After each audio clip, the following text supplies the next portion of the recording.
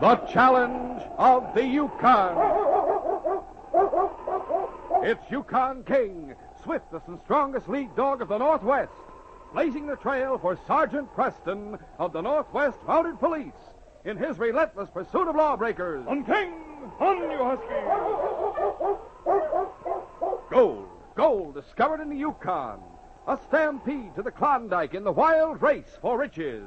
Back to the days of the gold rush.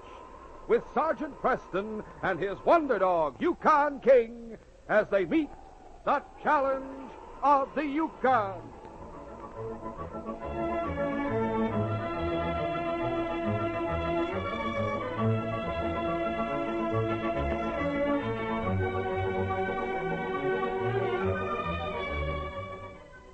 When her grandfather died, Norma Roswell came to the Yukon Territory to take over the fur company which the old man had owned and operated. The company was located in Dawson City. Norma knew absolutely nothing about the fur business, and she admitted as much to Hugo Groton, her grandfather's assistant, who had been managing the business since the old man's death. Frankly, Mr. Groton, I feel pretty helpless trying to take over a business that I know nothing about. I'll have to rely on you to run things while I'm learning my way around. You can rely on me completely, Miss Roswell. In fact, you needn't trouble yourself about the details at all. I doubt if an attractive young lady like you would find them very interesting anyway. You were my grandfather's bookkeeper, weren't you? That's right. When his health began to fail last summer, I more or less took over the active management of the company. I really don't even know the simplest facts about the business. Where do we get the furs that we handle? From trappers? Yes, we buy from trappers, and also from traders who operate trading posts out in the wilderness. And we ship the furs to the States, is that it? That's right. There's an agent in San Francisco who markets the furs for us. I suppose the warehouse down by the river is where we store the furs for shipment. Exactly. We receive the furs here at the office and transfer them down to the warehouse at the end of each week. I'm learning fast. Now, there's a great deal to the fur business, such as learning how to judge the quality of furs and how to bargain with the trappers and traders. But, as I say, you can leave the details in my hands. I'll have to, until I learn more about the business. Oh, it's past 2 o'clock. If you'll excuse me, Miss Roswell, I'll drop over to the post office and see if any mail has come in for us from our agent in San Francisco. Do you think it's safe to leave me here in charge? Oh, yes, of course. The clerk will be here to help you. And if anyone should bring in a load of furs, you can ask him to wait around till I get back. All right, Mr. Groton. I can manage. Instead of going to the post office, Hugo Groton went to a cabin on the outskirts of town. Inside the cabin, a group of hard-looking men were playing cards. The leader was a big, black-bearded man named Turk Malone. They looked up from their game as Groton entered. Oh, it's you, Groton. Howdy, Turk. Hello, boys. Oh, Mr. Groton. Pull up a chair. Thanks. Well, what's the dope? Are we still going to be able to keep on with our deal now that the dame has taken over the company? Sure. Don't worry about her. Well, she's a babe in the woods. Doesn't know a thing about the fur business, so she'll have to leave everything in my hands. Then you'll still be able to handle all the stolen furs we bring you. Certainly, the same arrangement as always. I pay you gents a generous price for all the furs you bring in, and I enter that price on the company books. Then afterwards, you kick back half of the money to me. You sure don't cheat yourself, honey, do you? We take all the risk, and you rake in half the profits. What are you complaining about? I'm providing you with an easy way to get rid of all the furs you steal. In fact, the whole scheme was my idea. All right, forget it. Now, about those furs that flat-nose brought in this morning. I paid him $6,000 for the lot of them, which means I have $3,000 coming back to me. Hand him over the $3,000, flat-nose. Okay, Turk. Got it right here in my pocket. There you go, Groton. 1,000, 2,000, and 3,000. Thank you. Well, I'd better be getting back to the office. In the meantime, keep up the good work. Meanwhile, at the fur company office, Norma Roswell was receiving 2 visitors. I'm Sergeant Preston, Northwest Mounted Police. This is a friend of mine, Hal Bradford. How do you do? I sure am pleased to meet you, miss. Won't you sit down? Thank you. What a beautiful dog you have, Sergeant. What's his name? King, He's the greatest dog in the North Country. I hope you don't mind my bringing him into your office. Oh, not at all, Sergeant. I'm very fond of dogs. Hello, fella. You're new to the territory, aren't you, Miss Roswell? Oh, very much so. I just arrived in Dawson yesterday. You see, my grandfather died several months ago and left the company to me. So I came to the Yukon to take over. You're going to operate the company yourself? I'm going to try. For the time being, though, I'll have to depend pretty heavily on Hugo Groton. He's been taking charge of things since my grandfather's death. Yes, I'm acquainted with him. What was it you wanted to see me about, Sergeant? In the last few months, there's been an outbreak of fur robberies all over the territory. Trappers have had their furs stolen, and 2 of them have been shot to death. How terrible. We're pretty sure the same gang's responsible for all of the crimes, but up until today, we haven't been able to get a lead on them or trace any of the stolen furs. And now you have a lead? It's not exactly a lead yet, but eventually it may help us catch the criminals. What exactly do you mean? Hal Bradford here is a trapper. He has a cabin out on the Squaw River. Several days ago, his furs were stolen while he was out tending his trap line. Oh, I'm sorry to hear that. Not half as sorry as I was. Luckily, Hal took the precaution of branding a small mark on each pelt. So now he'll be able to identify those furs if they ever turn up. Is that it? That's right. I'll be able to prove they were stolen from me. But why are you telling me all this? The gang must have some way of disposing of all the furs they steal. They're probably selling them to various fur companies and trading posts. You mean they may have sold some to this company? Quite possible. Has your company received any furs in the last couple of days? Well, yes, we received some this morning. And I know there have been others. They're in the back room waiting to be transferred to the warehouse. Would you like to look them over? We sure would. All right. I'll show you where they are.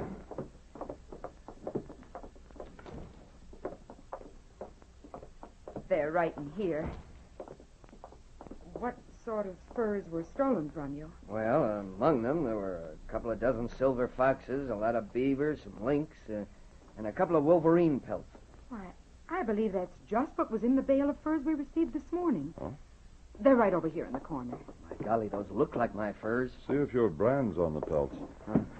It's there, all right. Take a look. A small X mark. That's right. I'll bet it's on every pelt in this bundle. Let's see. Sure, it's on this next one. And this one. This one, too. By thunder, there's no doubt about it. These are the furs that were stolen from me. Who brought in this bale of furs, Miss Roswell? Why, I really don't know, Sergeant. I was here when it happened, but Mr. Groton handled the transaction. What did the man look like? Well, he was heavy set, and his nose was flat, as though it had been broken. He was wearing a wool cap and a mackinaw. Did Groton know him by name? I'm not sure. You see, the man was already here when I arrived at the office this morning. Oh. Mr. Groton was examining the furs, and then a little while later, he paid him off, and the man left. Oh, that's probably Mr. Groton now. Maybe he can tell you more. We'll go out and talk to him. Oh, there you are, Miss Roswell. And Sergeant Preston, too. Was anything wrong? This bale of furs you bought this morning was stolen from Hal Bradford here. Stolen, you say? That's right. I identified him by a mark I branded on the pelt. I told Sergeant Preston what the man looked like who brought them in. Perhaps you can tell him who the man was. Why, no, I don't know who he was. You had any dealings with him before? No, I never laid eyes on him before this morning. Oh. Miss Roswell says that he has a flat nose and that he wore a mackinaw and wool cap. Can you add anything to that description? No, I don't believe I can. To tell you the truth, I didn't pay much attention to his appearance. Well, he shouldn't be too hard to identify. I'll notify the city patrol. Maybe we can pick him up before he leaves town. All right, Hal, we may as well be going. Come along, King. Bye, Sergeant. Bye. Hal, how would you like to do me a favor? Why, sure, Sergeant. What's up? I'm wondering if Hugo Groton may not know more than he's telling. Groton? What do you mean? When he found out that you'd identified the stolen furs and that he had a description of the man who brought them in, I got the impression that he was a bit frightened. Well, yeah, now that you mention it, he did seem kind of nervous. But I still don't see exactly what you're driving at. Groton's been in complete charge of the Roswell Fur Company ever since the death of Miss Roswell's grandfather. That means that he's been in position to dispose of all the furs the gang's stolen in the last few months. I get it. Think he's working in cahoots with the gang. Just a hunch, but it may be worth following up. Well, what is it you want me to do for you, Sergeant? I'd like you to wait here and keep a watch on the Fur Company office. If Groton leaves the office, follow him and let me know where he goes. Sure, I'll do it. Well, what's the idea? If Groton really is working with the gang, he'll be worried that we might find the man who stole your furs. So he'll probably try to warn him as soon as possible to stay undercover. I see. And if I follow him, I can find out where the gang's hideout is. That's right. Now, keep out of sight as much as possible so Groton won't see you. And just follow him wherever he goes. Don't try to investigate any further. Notify me at headquarters and let me handle the situation. Right. 20 minutes later, Hugo Groton emerged from the fur company office and went back to the cabin on the outskirts of town, where he had met Turk Malone and the gang of fur thieves. He didn't know that Hal Bradford was following him. What are you doing back here, Groton? Where's Flatnose? Flatnose? He went out a while ago to get some tobacco. Well, what's wrong? Plenty. Those furs he brought in this morning have been identified by the trapper he stole them from. Identified? How come? It seems the trapper put a brand mark on each pelt. And that's not all. The Mounties have a description of Flatnose, and they're out looking for him right now. Holy mackerel. You've got to keep him out of sight until the search dies down. Yeah, you're right. Maybe that's Flatnose now.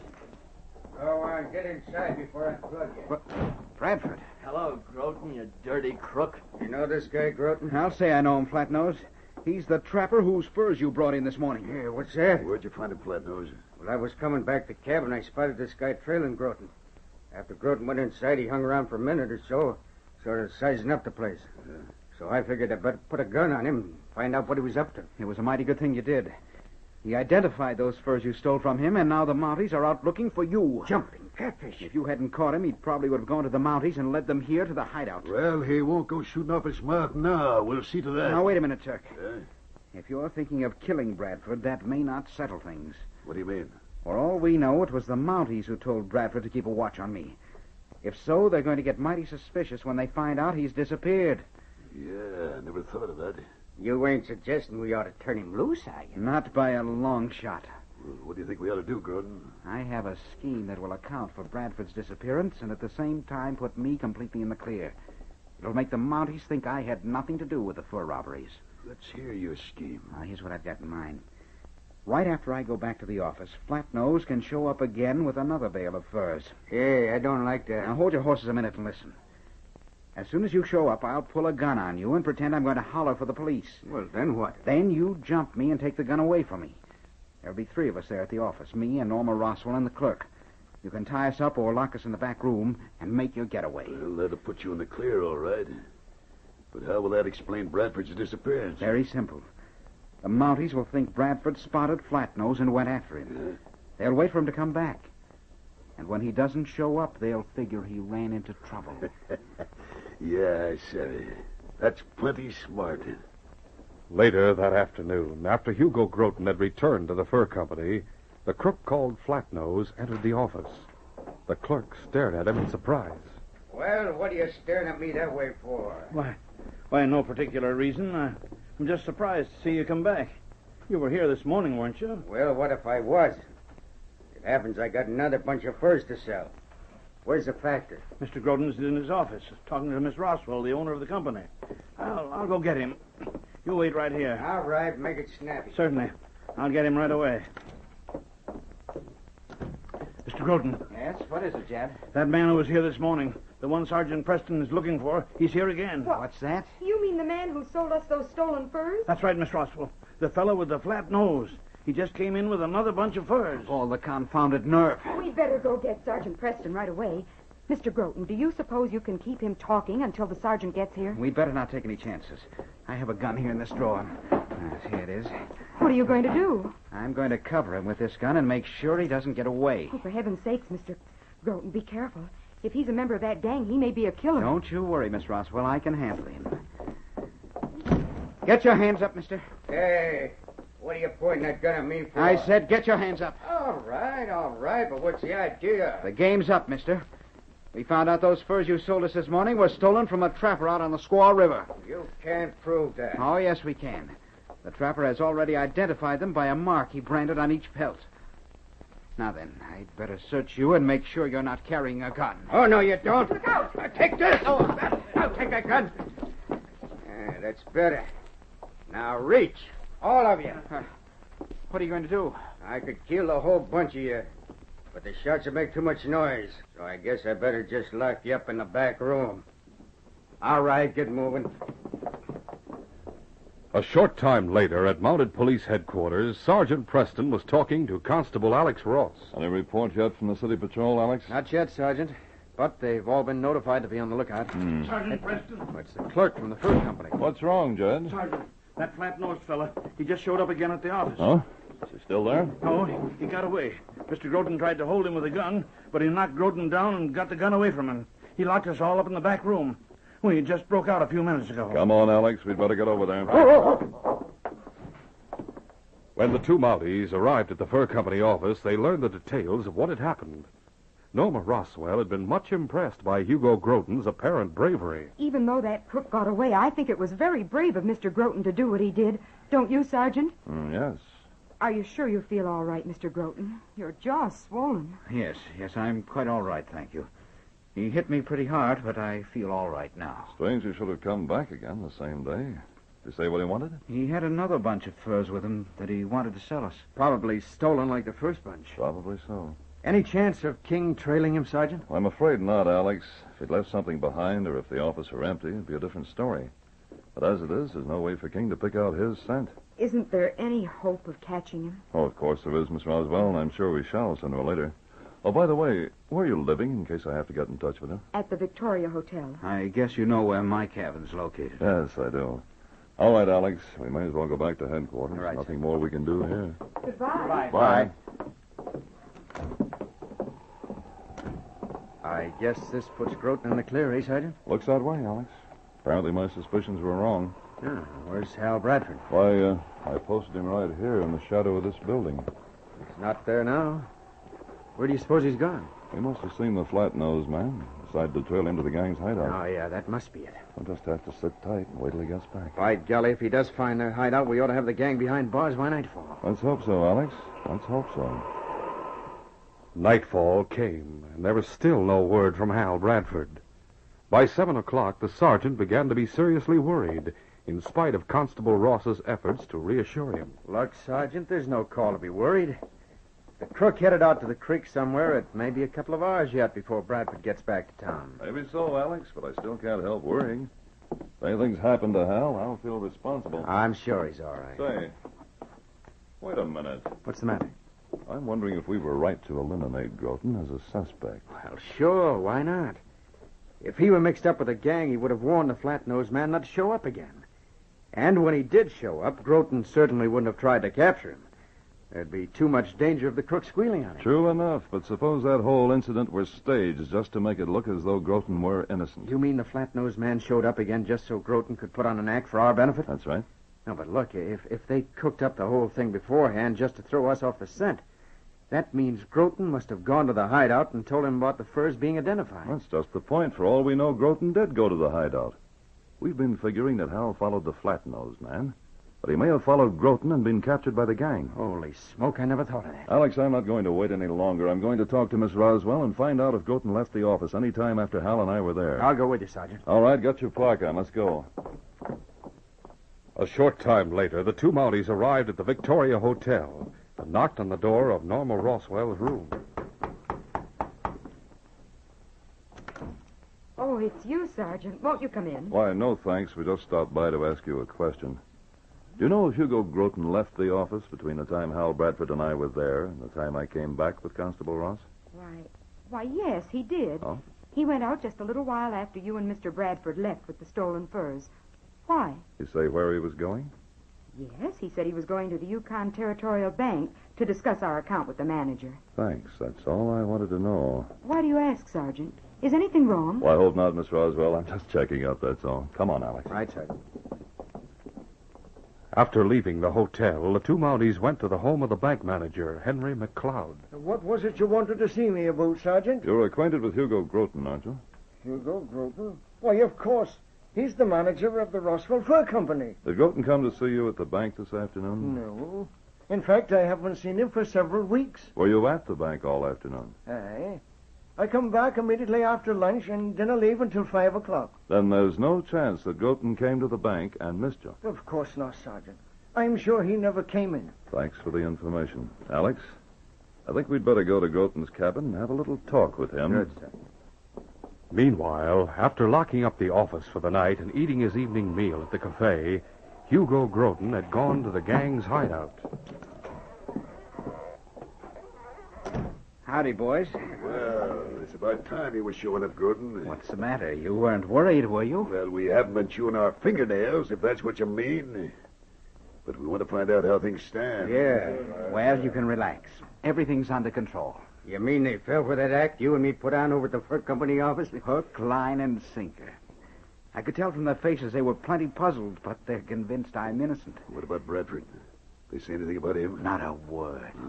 They're evidently assuming he followed Flatnose, just as I figured they would. In that case, we may as well get rid of Bradford right now. The sooner the better. By thunder, if you kill me, you won't get away with it. Sergeant Preston will catch up with you, and you'll all swing for murder. Shut up, Bradford. You'd better not kill him here. The shot might be heard. Don't worry, I ain't that foolish. Me and the boys were figuring on heading down to the Pelly River country tonight. We'll take Bradford with us and get rid of him somewhere along the way. Good enough. Well, I may as well be getting back to my cabin. No reason for us to squat here any longer either. All right, boys. Get your gear together. We're hitting the trail right now. When Sergeant Preston and Constable Ross arrived at Hugo Groton's cabin, they saw that the windows were dark. Looks like he's not home, Sergeant. We may have gone to the gang's hideout. Wait a minute. Here he comes now. Were you looking for me, Sergeant? Yes, we were. According to Miss Roswell, you left the office this afternoon shortly after Hal Bradford identified those stolen furs. Why, yes, that's right, I did. Do you mind telling me where you went? Of course not. I went to the Yukon Territorial Bank. I wanted to see the manager about the company account. You're lying, Groton. Lying? Now, see here, Sergeant, I don't Save like... your breath, Groton. I've already talked to the manager, and he says you never set foot in the bank this afternoon. Why are you checking up on me this way? Hal Bradford was told to follow you whenever you left the office. He hasn't come back. What happened to him, Groton? I don't know anything about Hal Bradford. Oh, yes, you do. There's no doubt you're mixed up with that gang of fur thieves. I'm warning you, Groton. If you want to save your own skin, you'd better tell the truth. Don't threaten me, Preston. You have nothing on me. Where were you coming from just now? I was out for a stroll, that's all. Out for a stroll, huh? Maybe a spell in jail will refresh his memory, huh, Sergeant? There's no time for that, Alex. Hal may be in danger right now. What are you going to do? First, I'm going to search Groton. Now, wait a minute, Preston. You Keep can't quiet do and anything. stand still. Oh, carrying a gun, eh? I'll take charge of this for the time being. Now what, Sergeant? We'll have King follow Groton's back trail. He just came from the gang's hideout. King will lead us there. Here, boy. Get this man's scent, King. All right, backtrack, King. Backtrack. King had been trained to understand such a command. With an eager bark, he bounded forward. Get moving, Groton. You're coming with us. King led the sergeant to the cabin on the outskirts of town, which the gang had just vacated. So you were just out for a stroll, eh, Groton? I'll strike a match, Sergeant. There's a candle on the table there. Good, I'll light it. Place is empty. Yes.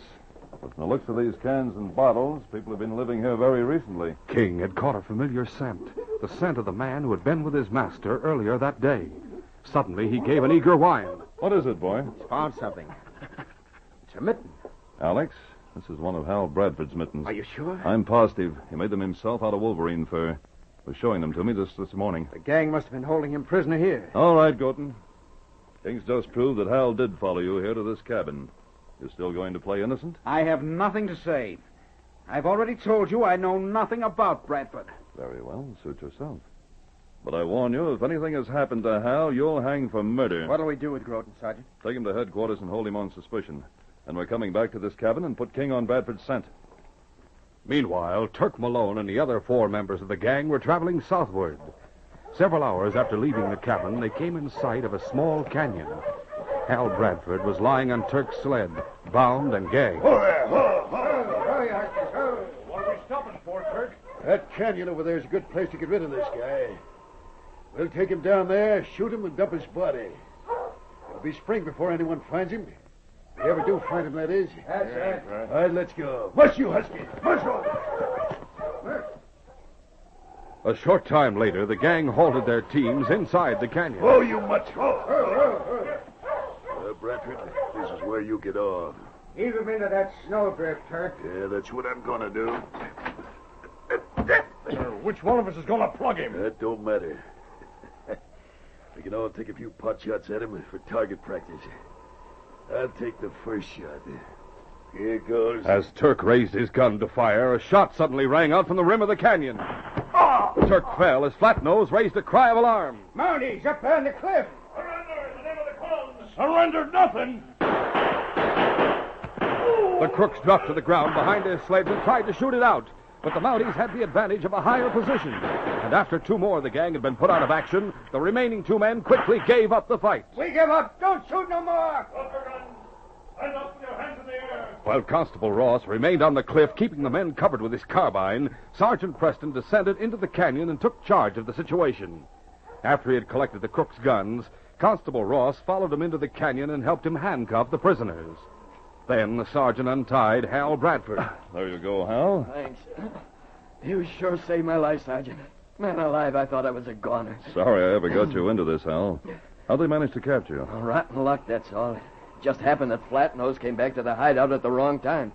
He spotted me trailing Groton and put a gun on me.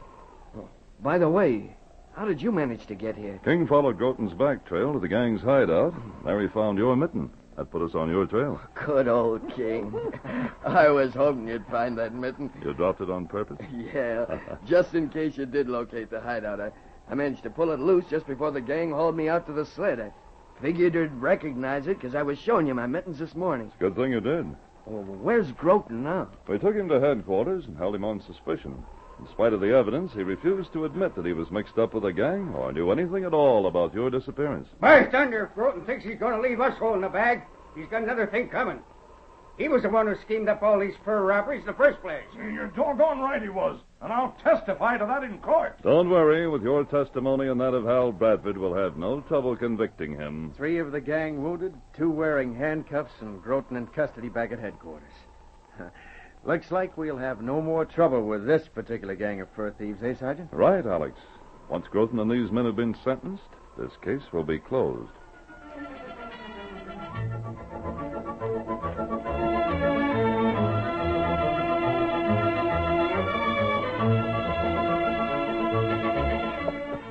On a lonely trail near Selkirk. Dave, that Mountie Sergeant Preston is in town. We can't take any chances with him so close. Oh, stop worrying. As long as I have my luck piece, no Mounties will ever catch up with us. But to make sure, we'll take care of that guy, Sergeant Preston, before we head away from here. They came here just to trail our gang. Well, he'll be found with a bullet in him. So stop worrying. Remember, Logan's luck still holds. Get up there. Get up. Oh. Yes, Sergeant Preston and King have come to Selkirk to trail the Logan gang. And it might be that Dave Logan may find the chance to put a bullet into Preston when things come to a showdown. Be sure to listen to this next exciting adventure, Logan's Luck. These radio dramas, a feature of the Challenge of the Yukon Incorporated, are created by George W. Trendle, produced by Trendle Campbell Enterprises, supervised by Charles D. Livingston, and edited by Fran Stryker. The part of Sergeant Preston is played by Paul Sutton. They are brought to you once each week until September, when we shall resume our regular Monday, Wednesday, and Friday broadcasts.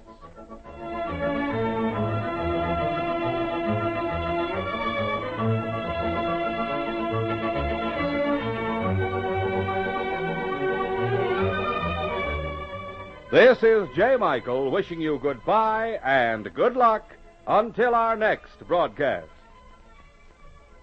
This is the Mutual Broadcasting System.